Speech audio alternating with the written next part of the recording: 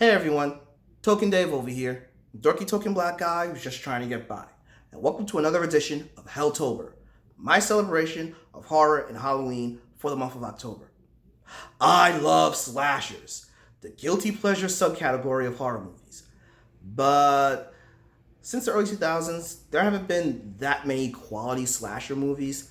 Thankfully, this summer, Netflix came out with the Fear Street trilogy, and it brought the kid in me so much that I have to talk about these movies. So, here's my review of the first movie of the trilogy, Fear Street, 1994. Sunnyvale is an affluent suburban town known for its consistent, thriving economy and perpetually low crime rate, frequently having people call Sunnyvale the most beautiful town in the country. Their neighboring town, Shadyside, inversely, is under a dark cloud of hardship and misfortune.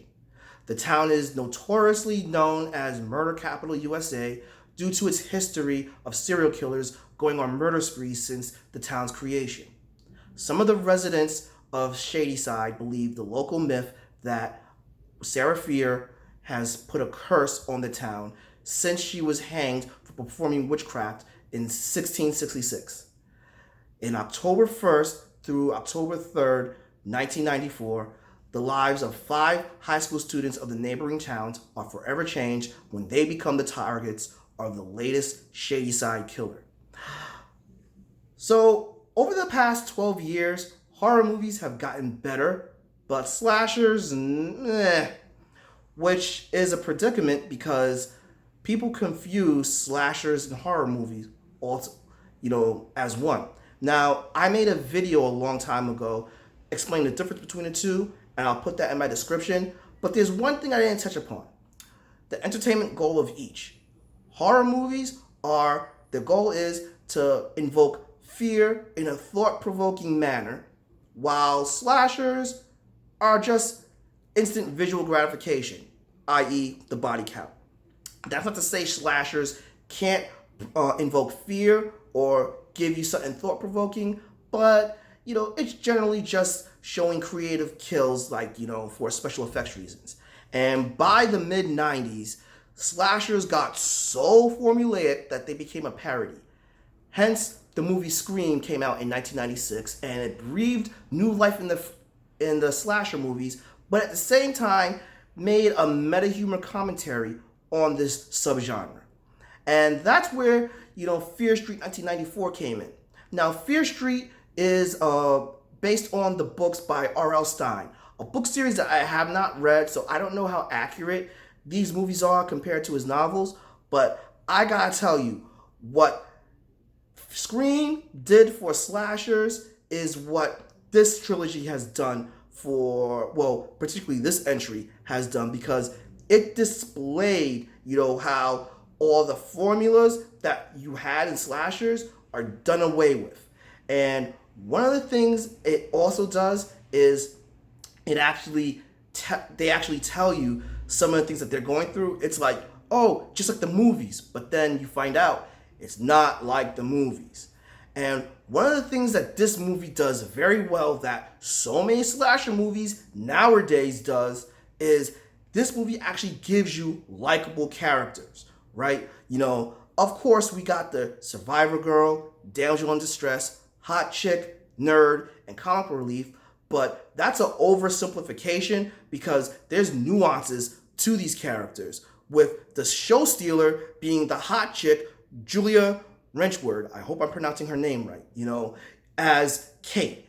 Kate is, the cheerleader, valedictorian, love interest of the nerd, and, general hot girl that rallies the troops, but she has this nuance about her desperation to get out of the town by, becoming, a drug dealer for the school. So there's nuance like that, which is something that Scream displayed, and a lot of people like to compare this movie to Scream, but the thing is, if you really watch this movie, it's not just a direct ripoff of Scream. You have a lot of elements from Scream, like the Ghostface and the Skull Mask Killer being fairly similar, right? And the rules not applying for surviving a slasher movie. But you also have elements of I Know What You Did Last Summer, Urban Legends, The Faculty, and The Blair Witch Project. And they even dropped hints of Pulp Fiction, Jaws, and Friday the 13th, but in indirect quotes if you're not fans of those movies. Another thing this movie has going for it is the soundtrack. Good Lord, this soundtrack is banging. You know, especially if you grew up in the 90s, all these songs are freaking amazing. Of course, since this is a slasher, we gotta talk about the kills, and all these kills, they're awesome, but they're not so over the top. I mean, you have a couple of creative ones, especially towards the end, but, you know, it's not like blood gushing and everything. You know, you do see blood, but, you know, it's straight and to the point.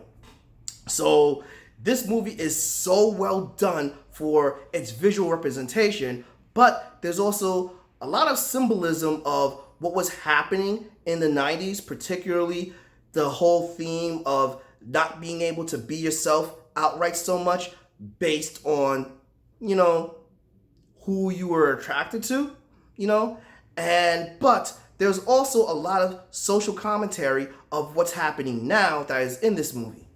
Now, as much as I praise this movie, there are some key points. Like, for example, it's supposed to be the 90s, but the 90s are not in your face as much. You have to actually pay very close attention to some 90s references, particularly in the mall scene where you have a couple of stores, i.e. Software, etc., the original GameStop, and also the first scene of the school where you see the kids wearing flannel and the long trench coats and the baggy clothes, which, by the way, I did not know suburban towns had metal detectors. I mean, I had to go through metal detectors in New York City, but I didn't know that was in suburbia. Go fig. And another thing is, they showed someone playing Castlevania X. That did not come out in 1994. That came out for the Genesis and the PC in 1995 or 2006. No, 1995, late 1995. Remember that vividly. And some of the songs from the soundtrack are not from 1994. Some of them are like from years later, i.e. White Zombie and Prodigy. But those are nitpicks because we have a fun, creative slasher with great characters, easy to follow plot, and just a ton of fun. Fear Street 1994 is amazeballs. Highly recommended, especially for Halloween. Agree? Disagree? Please drop me a comment below, give me a like, follow me on Facebook at Token Dave, or on Twitter or Instagram at Token Dave 80. Subscribe and ring that bell so you know when new video loads. But until then, this has been Token Dave, Dorky Token Black Guy, just trying to get by. I'll catch all of y'all later.